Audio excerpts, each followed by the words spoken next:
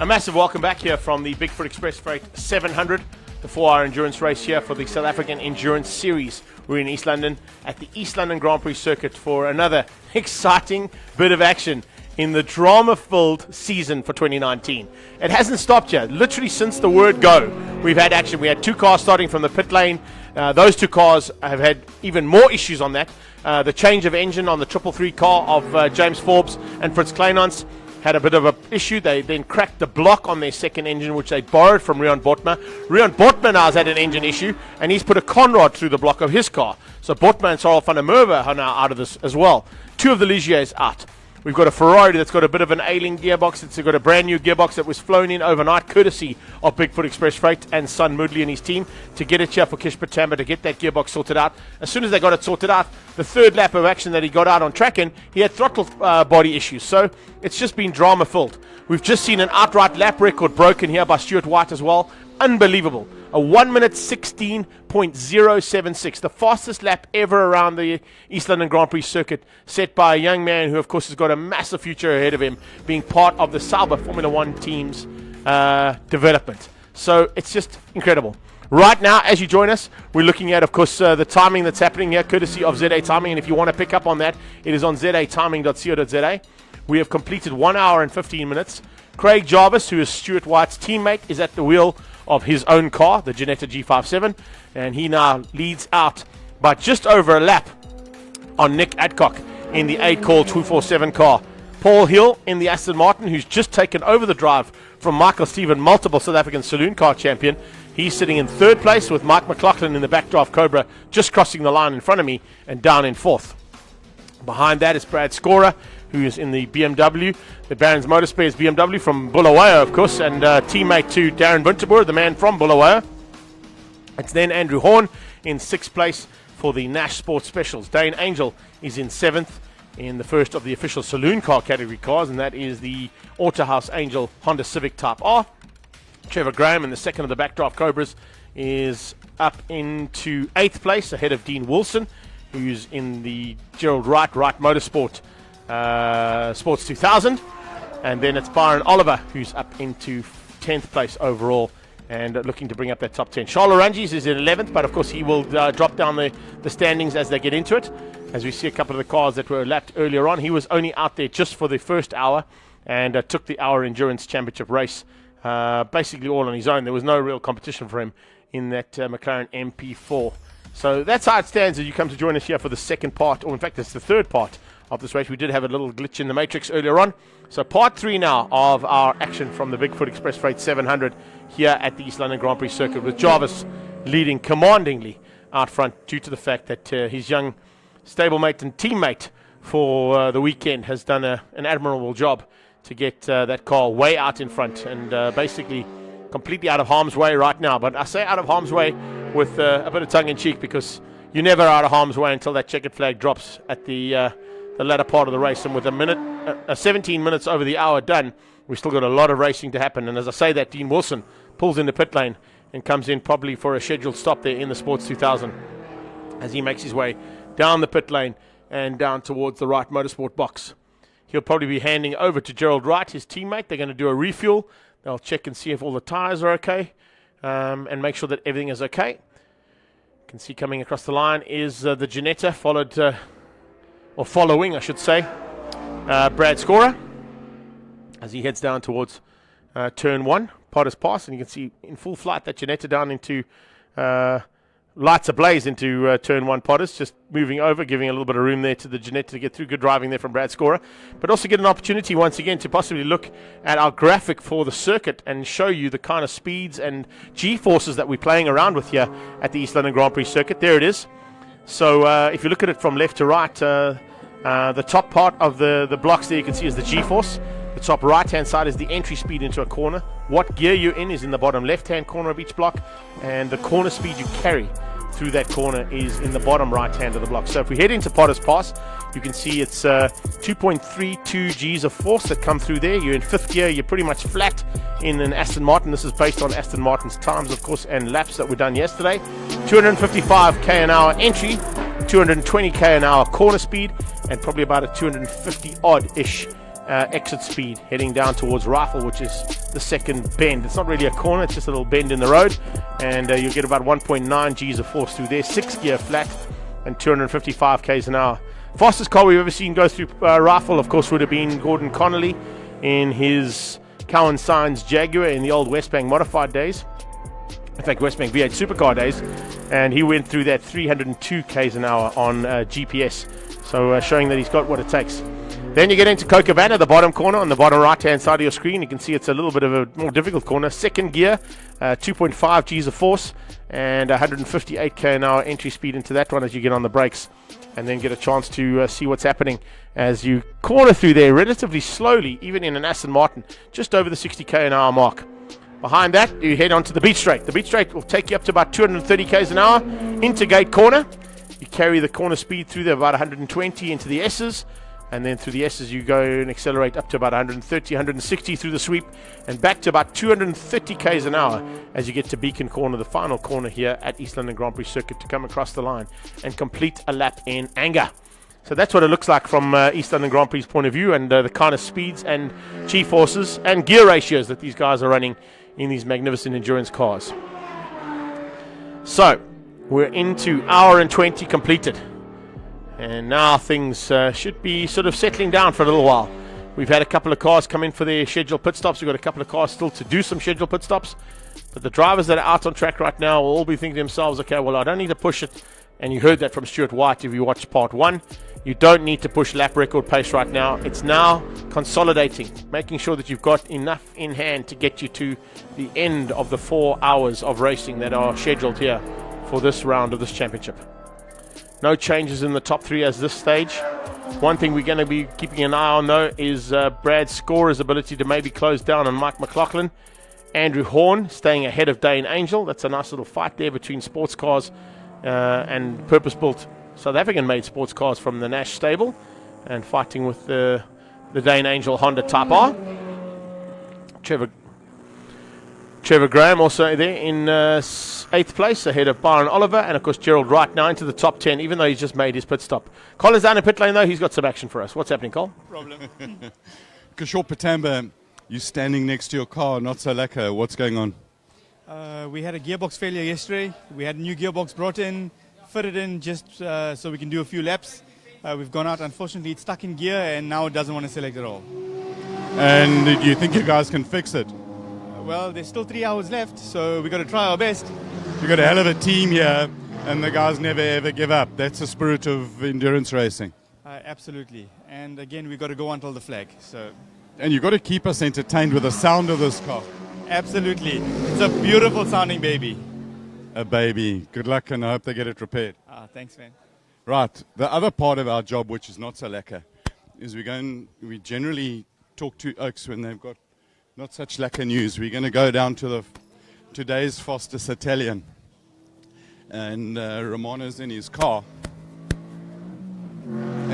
Franco's actually in the car. I lie. Here he is. Let's just see if he will talk to us. Franco Di Mario, not lekker being in the pits. What's going on? We actually ran out of battery for some reason. And the car got stuck in 6th gear because the hydraulics and everything failed on it. So I had to cruise it home. But it looks like the battery just gave up on us. So we've just bolted in a big battery, sorting small things out, making sure that everything's right. We'll probably be out in a few minutes now. Awesome stuff. You enjoying the race? I love this car. I love this circuit, and everything is right. You know, I've just seen this roll of duct tape. It wouldn't be a racing car without duct tape. I want to know, where are the tie wraps? Right here, with the batteries. And it's a Deltec battery, the new one that you put in there that's bigger and better and properer. We were running some other make of batteries and it just didn't last. So we'll put a Deltec. Let's see if it lasts now. I'm glad you still got a sense of humor. And there's a whole lot of gold tape in the back there. It looks murva. What's it all about? That gold tape is not, it's actually pure gold, very, very thin gold that we put in. It's actually only for heat, so it doesn't damage the body and the suspension and burn everything else. So, yeah, that's what it's about, you know. It must be a small problem because Ramona's there with a small hammer. You mean the bigger the hammer, the bigger the problem. I think we'll be on going now. Awesome. Good luck. So, hammer time. Ramona, It's hammer time. you've got 2 hammers. Now just turn around. Talk. So what's the story with the hammers? No, we just got an exhaust that's a little bit looser. You know, with exhaust, you've got to use a little bit of force, you know. So they say. You know? So it's good to have a hammer sometimes. In play. Awesome. Good luck. And then the youngest driver in the race. Got to have a quick one. You just want to see what the story is. Dave Sinclair. Yeah. You look fresh as a daisy. Well, Why aren't you driving? The car because it's broken. Something happened. Why did you break it? No, Eric was driving, and he tried to pass somebody at the end of the straight. They did not see him, and they just turned into him. You mean your elf can actually pass cars? I can't say anything bad on the camera, but I would if I could. You can say it. We're allowed. You can edit it out, are you? No. No. Look, it's an accident. It's a racing accident. He probably didn't see him there, and he turned. But is the car irreparable? Something in the back suspension's broken. We can't really see what it is. So rather than cause a bigger accident, we would just rather retire. Is it a case of not being able to find it, or can these help? You're really being rude today, but anyway. No, I've just got to push the I'll boundaries. put up with you for today. Okay. Oh, thank you very much. I'm kind. No, it's a case of we're not sure what it is, and the back of the car is not straight. So rather than cause a big accident, we'll stop racing. Better safe than sorry. Absolutely. But at least you can have a cold beer now. Oh, you're not joking. That's for sure. Would you like to join me? I'd love to, but You've I've got to work. do. Some call this work. I call it fun. I'm having the time of my life. Thank you very much, Dave. I'm having the time of my life walking up and down the pit lane, looking at lacquer cars, talking to lacquer people. It is absolutely magnificent. The BMW, the Winterbrew car has actually gone out. It's running. That turbo is turboing. The wing is winging. And the pistons, they're working. So back to you in the box. Cheers. Thanks for that, Cole. Yeah, Craig Jarvis still out front. Nick Adcock and Paul Hill, your top 3. You're 100% right. The Barron's Motorspares BMW is back on track. And if I'm not mistaken, it's no longer Brad Scorer at the wheel, although it does say him on the timing monitor. Just looking as he crosses the line this time, it is still Scorer at the wheel. So maybe he's going to stay in for a double session and then hand to Darren Winterboer for the second half of the race. So maybe they've gone with a slightly different strategy to most of the teams out there, which is when they come in, do a driver change as well as the refuel and anything else they need to do. Coming into pit lane right now, though, is Uli Sana in the Alfa Romeo. So maybe Cole wants to head down to Alfa Romeo and see if their lone survivor is still going to be able to make it. He's heading into the pit lane right now. I think Cole's not too far away from that scheduled stop as the Alpha boys are waiting and expecting Uli to come in. We'll find out who's going to hand across to. That team, the Alfa Romeo team, of course, is Uli Sana, Terence Ladner, and John McLaughlin. So it depends on who's going to be getting into that car, and I can't see which driver is standing by. It looks like... I'm just having a look and see if I can spot helmets there. Uli Sana should be climbing out of that car. And I think that's John McLaughlin getting into the car. So Colin's down there. He'll give us a little bit more information on that. It's red. It's an Alpha. Therefore, by definition, it is lacquer. Uli is getting out. The fuel is going in. They're doing nothing on the tires. Oaks are chilling out. Let's have a quick word with Uli. While he takes his gloves off. Uli. Pierre van Pieren telling Uli that it was lacquer and well done. Never lacquer to talk to you while things go wrong. At least you've got one Alpha still running. Yeah, we only started with one. We still got it going. Yeah, it doesn't mean I didn't want to go there. not a good day for us, eh? Sometimes you're the statue, sometimes you're the pigeon. There we go. As good as it went last year, that's how bad it's going this year. Eh? But with the downs, they put into perspective the ups. And you've got to have them to have the joy of victory. No, that's it. It's racing. If you look around the world, you've got to take it. Eh? If you can't take it, then don't be here. Now you look forward to the 2 3-hour races at Welcome. That's a bit of a gearbox rebuild. refocus, and you're there. Yeah, it's actually very small. It's the main drive shaft that just failed. We saw it before they covered it up with a rag. Yeah, no, it's just. So we'll send it away and have a look at it because it comes from Italy. It shouldn't happen. And it's all that power you guys are making. Nah, I got a suspicion that it's that off that we had in Cape Town. It actually damaged the thing. You can't see it with the eye unless you X-ray it. You won't see it. So, excuses. Just got to get on with it and make it happen next season, eh? So some of the fun bits that we have is listening to drivers, and I'm going to call them their stories and their reasons. So far, we're up to about 784. And I'm going to write a book one day, and then it'll make it easy for you guys. I'll add 50 to it for you. Thanks for talking to us. I want to have a quick word with Uli. Have you sorted the issues out with this car now? Yeah, it was a minor. Just the CV joint cover came off, so they thought it was serious, but it was just clicking as the CV went around on one of the. So it is true that when you hear a front-wheel drive car go cluck cluck, it's driving. The wheels are turning. and you know it's CV. Yeah, that's it. Yeah, thanks for talking to us. Uli, you're sweating, you're hot, and you're smiling. Yeah, it's such a warm afternoon in East London. What can I say? You've got to get the guys to put the air conditioner back in the car. Another tough winter's day. The air conditioner would help, but it wasn't actually that bad. I think at that pace I can carry on for another hour or two.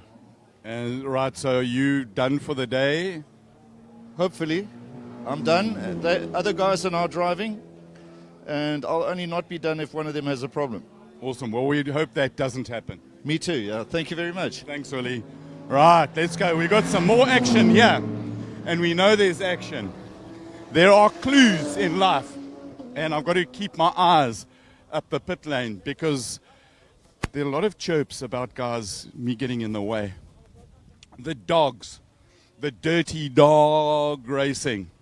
We've got The Rock in the car at the moment, and they're coming in for their pit stop. They say they've made a playlist for us. They say they've got deep, dirty Cape rap for us. We haven't seen anything, but here comes Dane Angel in the Orderhouse Angel Honda, scheduled stop. They're going to fuel it.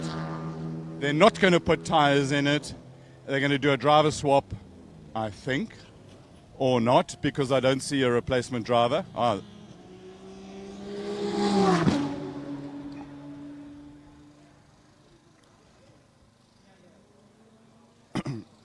Right.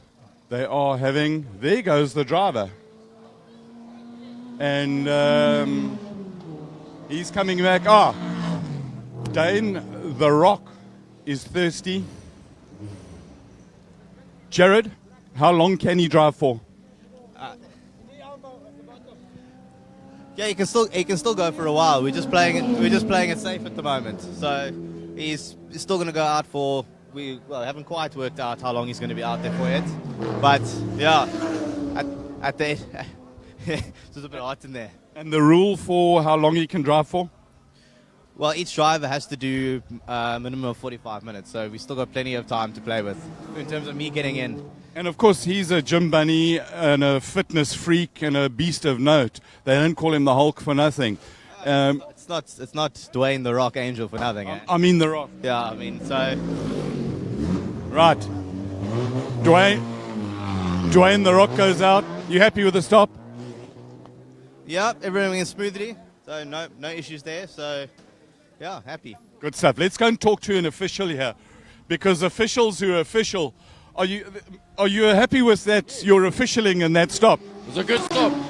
What do you look for in the stop? When we just got to get the light in your eyes, so that it's all about making sure that it's the optics. We get the optics right. Thank you very much for talking to us. We're going to go and do some proper work now because we've got the 15 in the pits. This is the Oliver car, John and Byron. They use a different refueling method. They go for the leisurely stop, the one that is not rushed, the one that makes sure that no mistakes happen. The wet blanket is designed to mop up any fuel that may or may not get spilt. Sorry, I've got to get the... No, I can like to talk English deliciously today. Right, so they bang the fuel in, new driver in, seat insert out. It's kind of got to let the air in because you can't get a liquid out. Physics, kids. It's so important. A liquid will only go out of a sealed container if you can put some air on the inside. This is a nice relaxed pit stop. Like to see this. They in the lead for the leisurely pit stop competition. That is an official award for that later today. As the Dane Angel car, Autohouse Angel, comes past us, they did their fuel stop, and next time they will change drivers and probably change some tires. Right, fuel done. Still no driver. It's the invisible man. He's come to drive. Hold on, leisurely discussion here. Let's just put a microphone in here.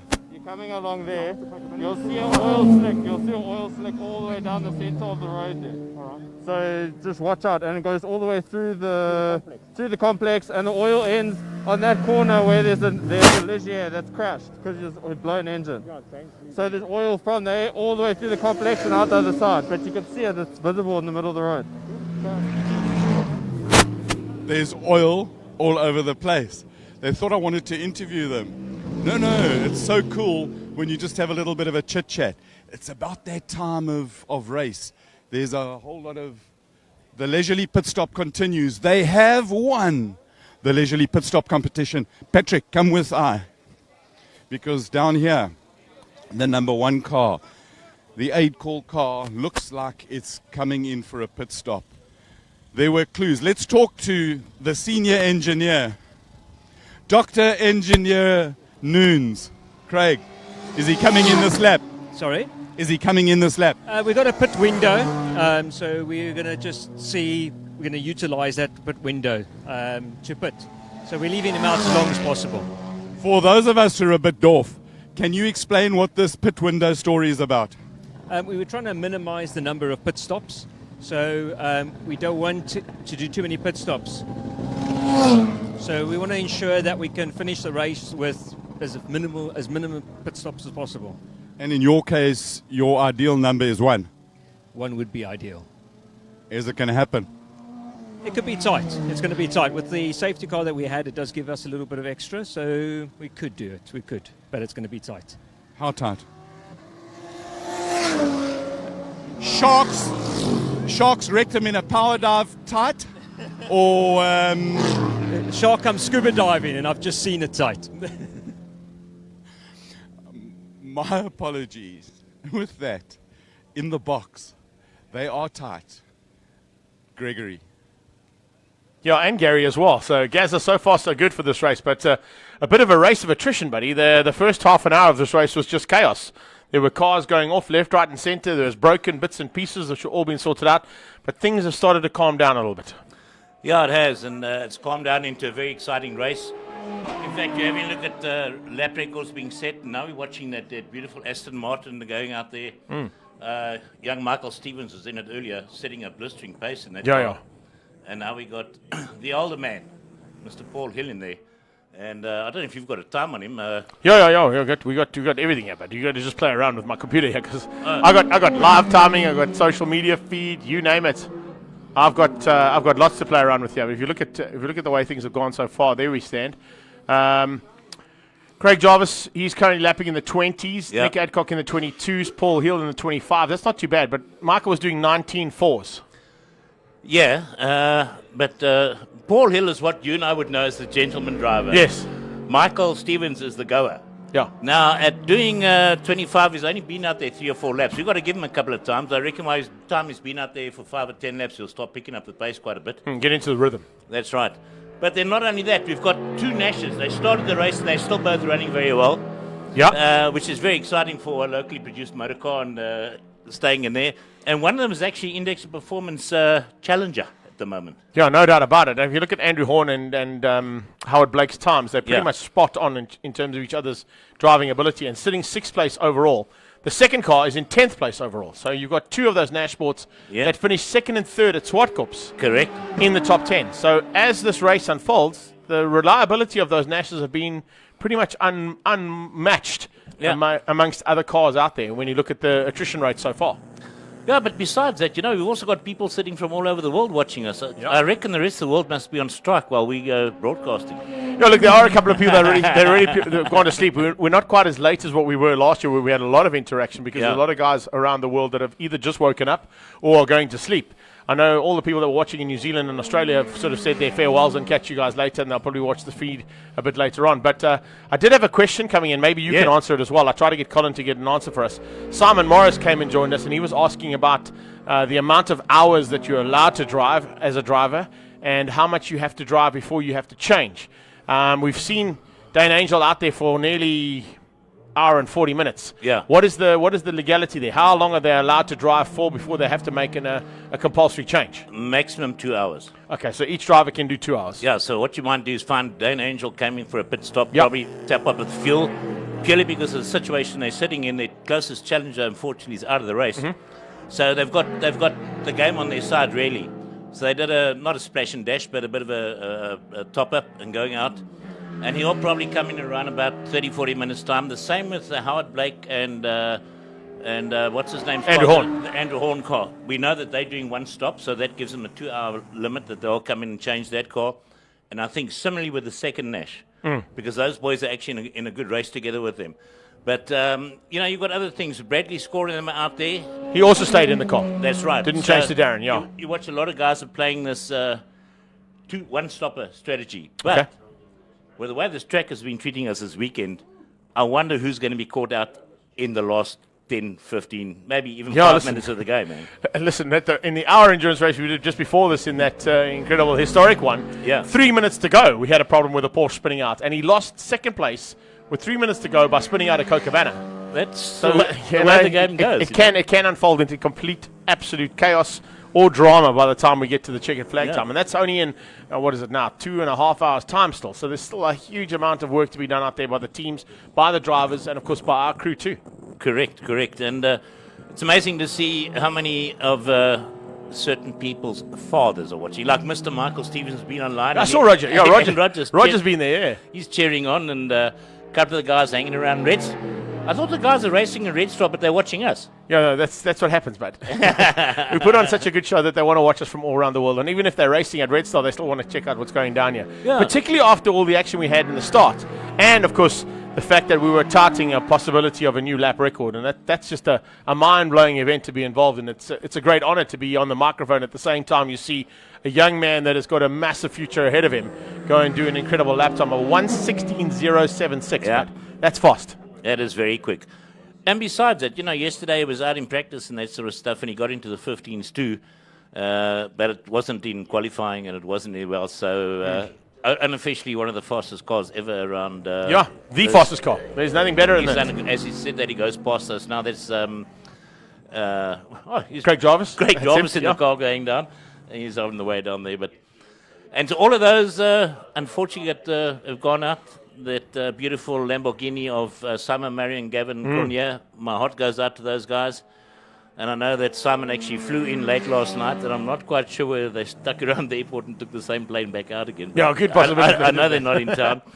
And to the James Forbes and Fritz Kleinman's guys, unfortunately blown a motor. Double winners. That's that kind of drama you can have. You come from a back-to-back win. Yeah. And you think, well, I'm coming to East London. It's a circuit that I really did well at last year. They were in top 3 last year. Mm-hmm. So everything was in there. The cards were unfolding perfectly for them. Sure. And then that little joker just got thrown in with a blown engine. Yeah. And not just a blown engine, the second blown engine of the weekend. That's right. That's a tough weekend. It is. And also, just those of you that only just tuned in, just tell you the type of camaraderie that goes down in endurance racing.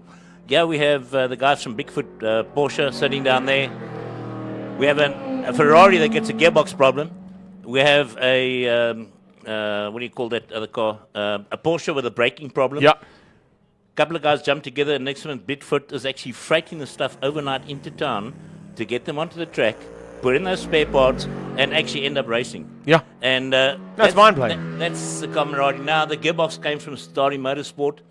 when they heard the gearbox, he says, I might have a spare one lying at the workshop. So last night, a lot of people were running around Vereeniging over there trying to get the workshop open and that thing to the airport.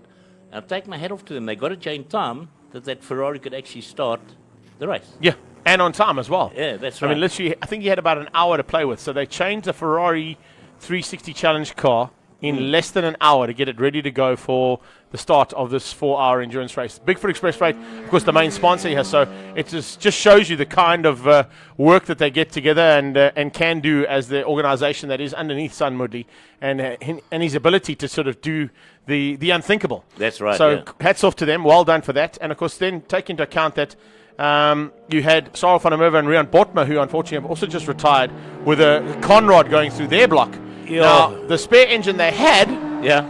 is parked on the back of Fritz Kleinhans's car, which blew earlier. So That's right. that's more of an example of how the camaraderie works. Not only that, on their car, they had to fly in a throttle body overnight to get the throttle body onto that car, put it back together again to be able to get out the race this morning. That's one of the reasons they were one of the pit stop or pit lane starters behind the Ferrari. Sure. So that's the kind of drama that can unfold here. And, of course, it's going to continue to unfold now as we're getting into the second hour of this race. It's 1 hour and 41 minutes completed, and we are still playing around. In fact, I just want to refresh this And as timing you because it is say gone that, slightly. Yeah, you go ahead, Gaz. No, the car number 27, which is a Franco de Mattia Ligier, is busy just making its way out the pit stop and unfortunately being pushed. Now, they were in with a bit of an alternator problem and battery problem, so I hope they managed to sort that out. And maybe Colin's down there. Colin, I saw him standing quite near there. Maybe he can pick it up. Yeah, an issue there on De Matteo's car. Maybe Colin can go and find out. I know they had to go and put a Deltec battery into that car because the original battery wasn't working, and they were working frantically down at it again. Cole's back down there. Let's see if we can find out what's going on.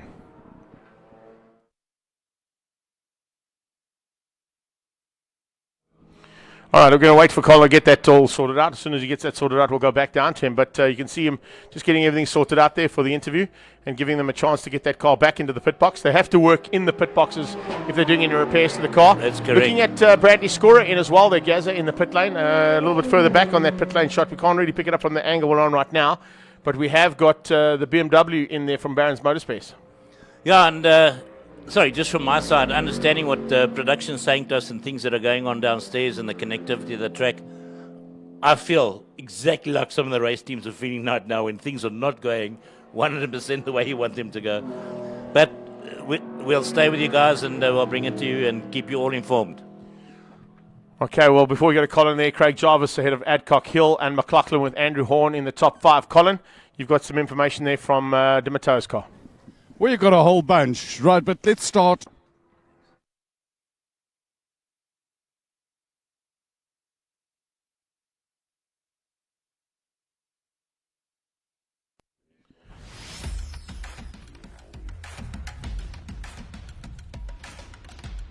Sorry, the link just dropped there to Colin's camera, so we'll get that sorted out. As soon as we've got Colin back up and running, we'll go back down to him there.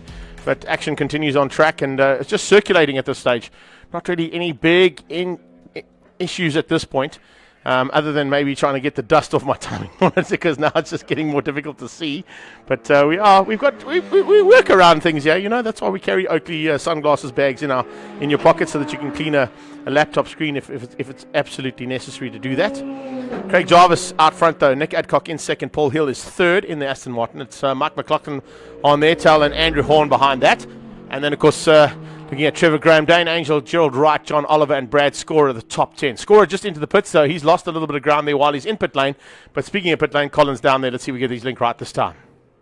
And we shall open the pit lane because ushering past comes Darren Winterbrew in his BMW. The issue was the gears weren't gearing and they need a little bolt. It's got a stick shift that's sequential, and the little bolt was not bolting.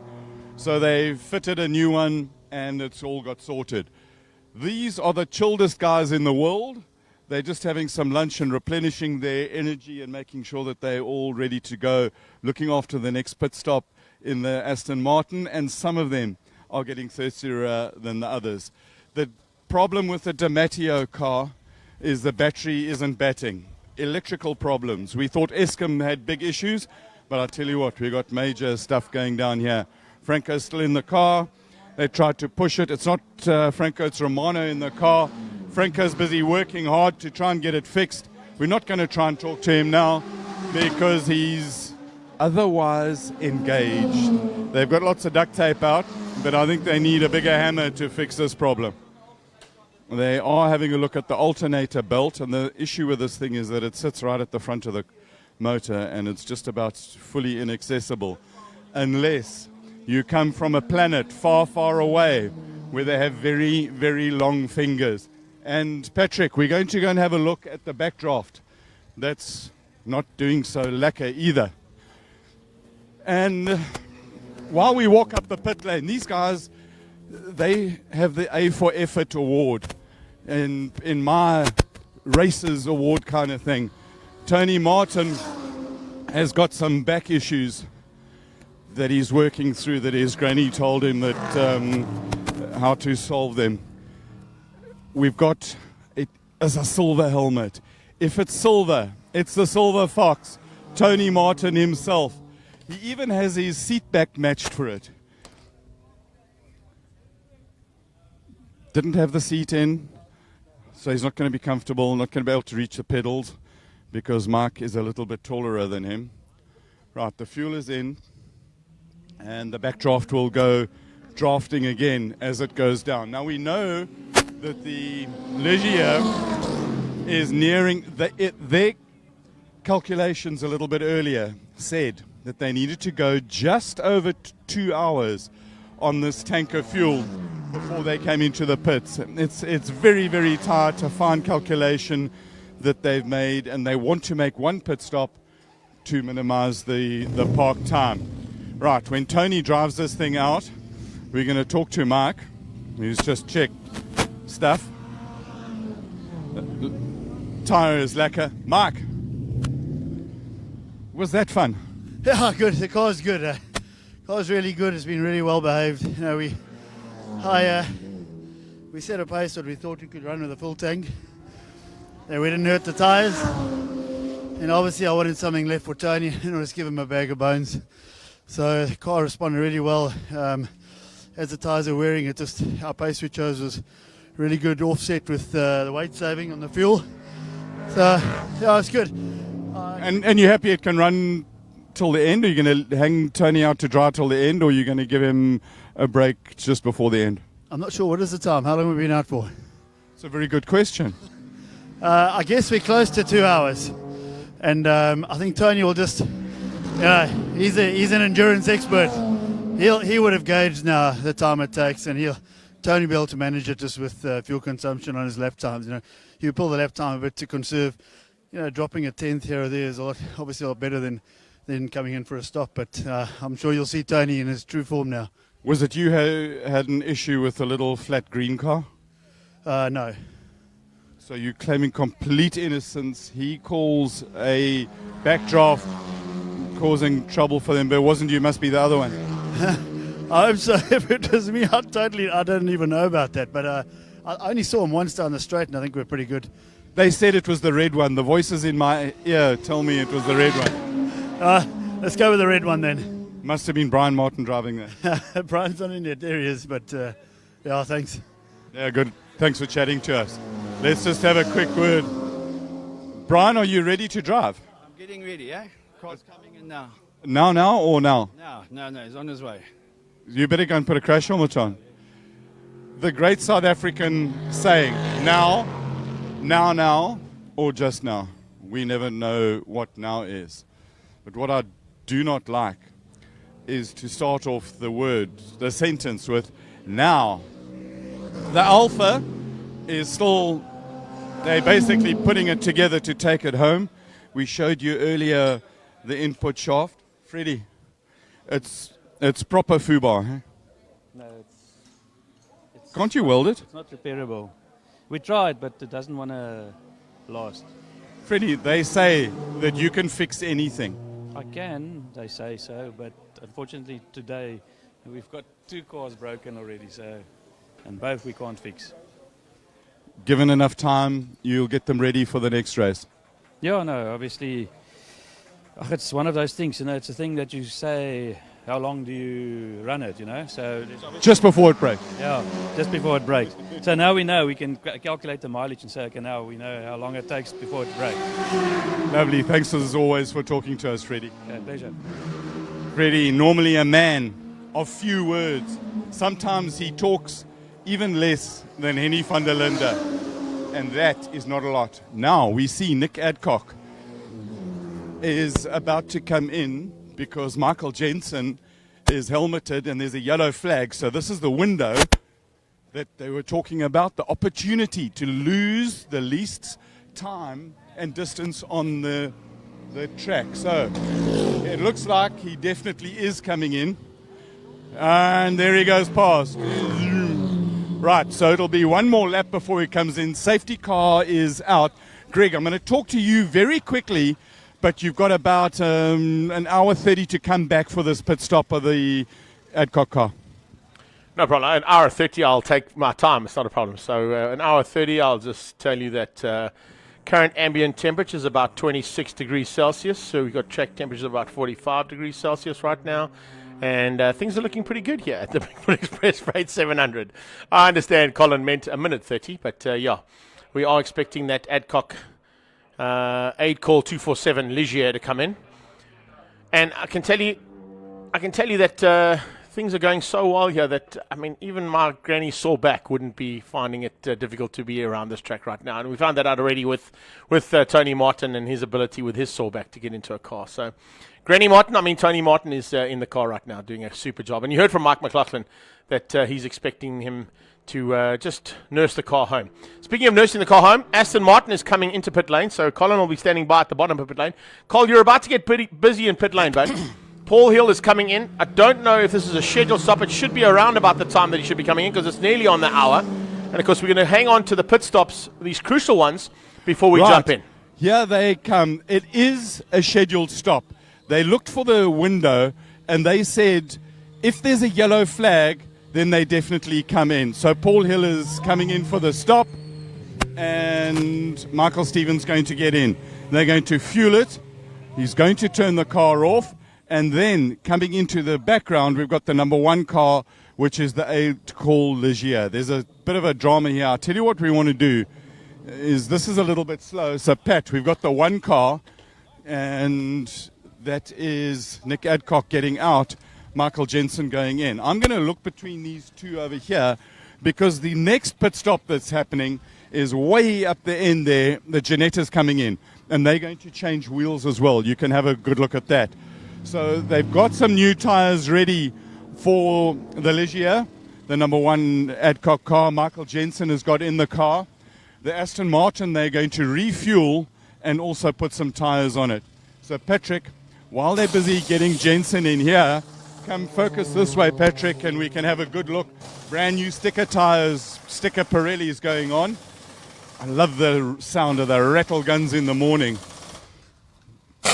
And the sticker tires, they still got the price on them. That's how brand new they are. They're new, they're newer.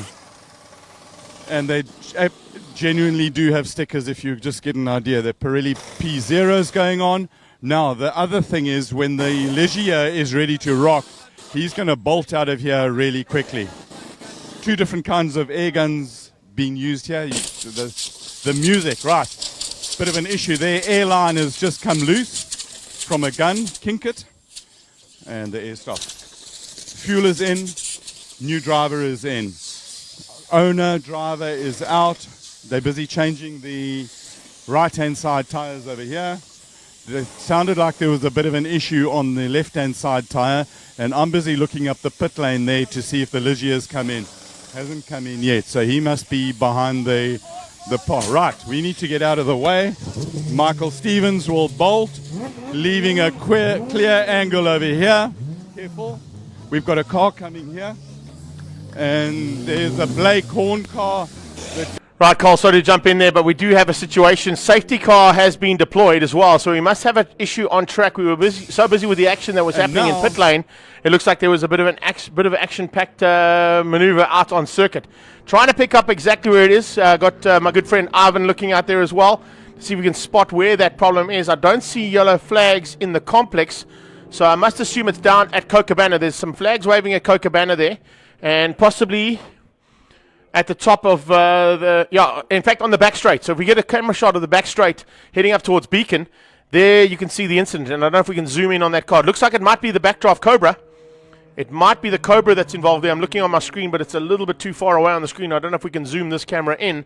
If we can, we might be able to pick up on who that car is. And it's a car stricken on the back straight heading up towards Beacon.